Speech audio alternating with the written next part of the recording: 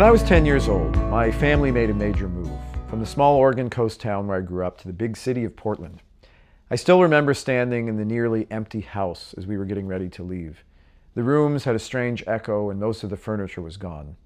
Even as a child, I knew something important was ending. I tried my best to hold on to some of the stories of my childhood, not sure if I'd ever be able to remember them all.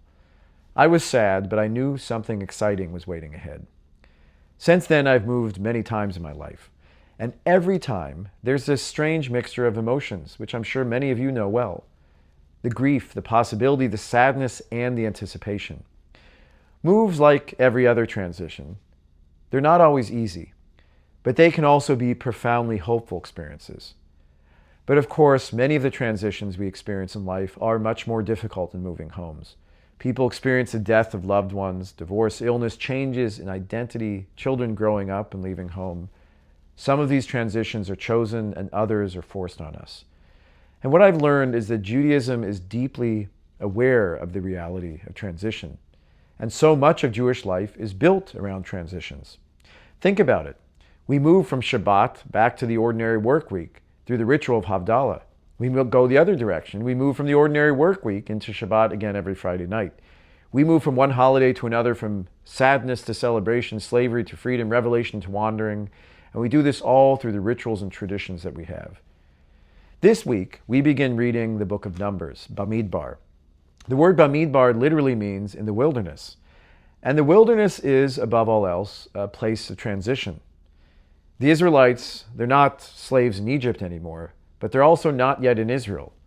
They're living in between identities, in between stories, in between versions of themselves. And maybe that's why the wilderness is the setting for so much of the transformation in Jewish tradition.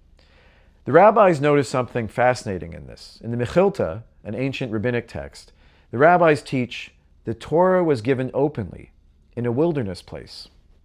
So why a wilderness? Why not in a palace or a great city or something more exciting? Maybe because the wilderness strips away our illusions of being in control of everything, even our own lives. In the wilderness, everyone's vulnerable in some way and searching for something better. And maybe revelation only becomes possible when we admit that we don't really often know where we're going. I think many people today live in this kind of wilderness experience. There's kids who wonder what their future is going to look like. People might be changing careers in midlife. There's relationships that evolve, breaking up, getting together. People are rethinking their identities, their politics, their spirituality. And especially in the past few years, many of us are rethinking what it means to be Jewish in a changing world. Now, we live in a culture that seems to pressure us to always act like we know what's coming up next. But the Torah reminds us, we had to wander for 40 years before we figured out where we were going. And the wilderness isn't just a blip in the Jewish story. It's this transition space where the learning happens. It's in these in-between moments when we're unsure of things that we become able to grow and transform ourselves.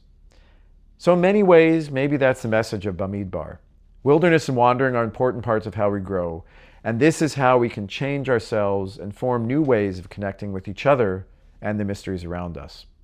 Sometimes it's in the in-between spaces in our lives where we do the deepest learning about who we are becoming.